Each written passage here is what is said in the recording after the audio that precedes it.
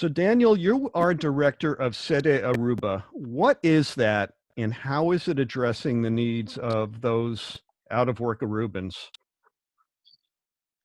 Yes, Dan, thank you for the opportunity. CEDE Aruba is a social foundation in Aruba, established in 1986. We provide grants to many nonprofits. Normally, we would focus on neighborhood development, parenting programs, the education of children and youngsters through after-school programs, active aging projects, people with disabilities, and many more. So we are very diverse. But Mm, at this moment, we have put all efforts into the support of vulnerable groups through COVID-19, mm, which would be for the most part support of local food banks that provide food packages for those that lost their jobs. We know that more than 10,000 people have applied for welfare at this moment, and many more will come. And we also focused on to provide warm meals for people that have lost their caregivers, for example, elderly that are not able to cook themselves, but also people that don't have the equipment at home to cook. So most of the efforts go there. We are also open for farming projects to produce local vegetables and fruits. So we're looking into that too. And furthermore, we would be open also to look at protection of children that are in situations that are not desired, such as, for example, it could be something like domestic violence, which is globally also increasing now. It's not only a problem in Aruba because people are locked up at home, and then you have those multi-problem families that have those challenges.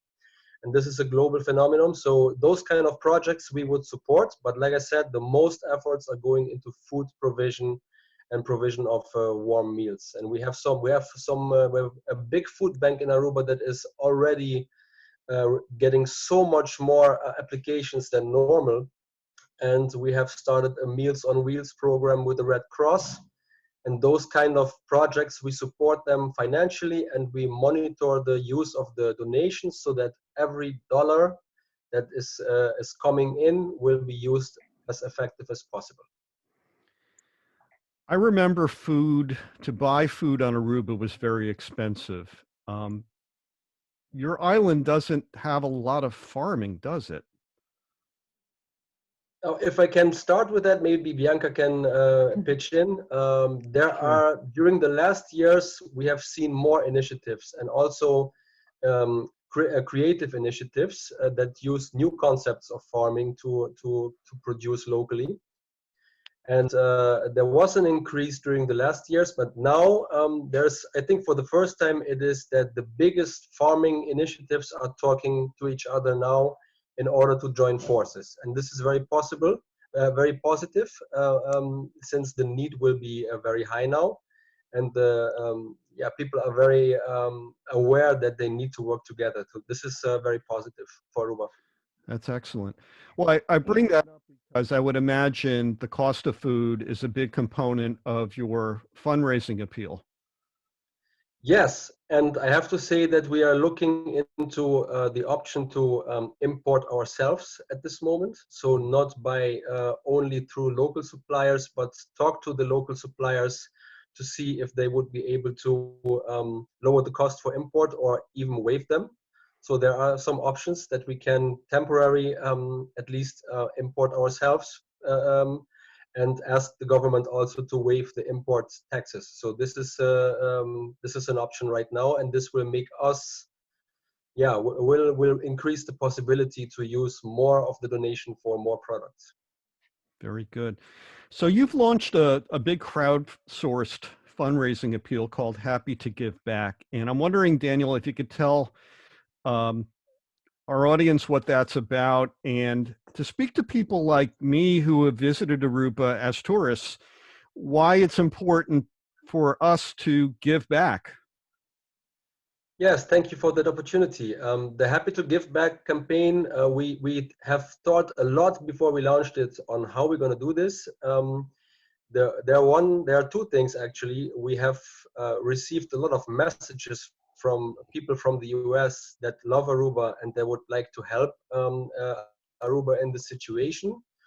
So this was one motivation, because we are very aware that the US and every country around the world is hit very hard. So it's of course, it wouldn't be fair just to ask help for Aruba, but since people are asking us how they can help, and since there are many people, especially from the US, that are repeating visitors and that have also timeshare, for example, a timeshare ownership here on the island, that it would be important for them that they will, once they can come back to the island, that they will find the island more or less as they left it.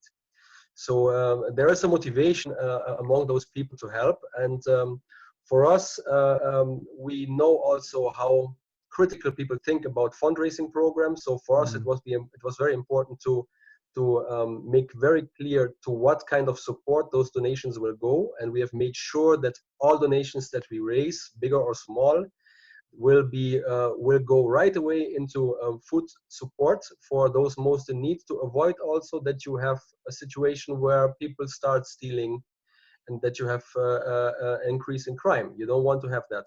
Right. So again, our reach out is to the people that love Aruba and that see Aruba as their home away from home. So in this case, we reached out to those people to see if they could share something. If it's very little or if it's a bigger donation, everything is welcome to support. And as I recall, you're not taking any management fees for this. All money collected is going to go towards need, correct? Yes, and this is CEDE Aruba does never do that. So we have a lot of next to the campaign that we just started. We fundraise also in other countries, and we also look for grants. And even though for those kind of support, we would never ask any management fees. So every donation, every dollar that's coming in, will go 100% into the support. And like I said, we will make sure that every product that we buy will have the lowest price that's available on the market. Wonderful. So Happy to Give Back is helping Arubans with the here and now, the crisis that they're dealing with at the moment. We're going to get through this. The world's going to get through this, and we'll be no longer socially distant, which is great. And so people like me will return to your one happy island, and that'll be wonderful. But that leads to my next set of questions, Bianca and Daniel, and that has to do with economic diversity. Island nations like Aruba, because of demand, focus their workforces on usually two industries: hospitality and tourism. I would be scared for Aruba to continue that way. And I guess my question, we'll start with you, Bianca, is what are your thoughts on making the economy of Aruba and other island nations more economically sustainable? What are your thoughts on that? Yeah, thank you so much for this question, Dan. I think it's raised over the last couple of years already a lot, especially also, for example, within the UN network, SDGs is focused on that, specifically on SDGs and islands. And yeah, you know, what I think is very important, because you know, you cannot say like, okay, we create a diverse economy and just put it on every single island. What you need to make sure is that you understand the USPs, the unique selling points of an island, not only for tourism but also specifically, for example, what's going on in nature. How is technology on the island available? Is there are there self-sustaining options on the island? You know, all of those questions need to go through in order to see, okay, you know, what would be the best way to diversify the economy for a specific island. And I truly believe if you take time to go through those questions, but also look at the culture and the people themselves, always call it the sweet spot of people. You know, what is your passion, what is your Right. quality, and how can you make your own business case out of that? Right. And if you do that in collaboration with other people around you, you can build multidisciplinary teams in order to move forward within different sectors.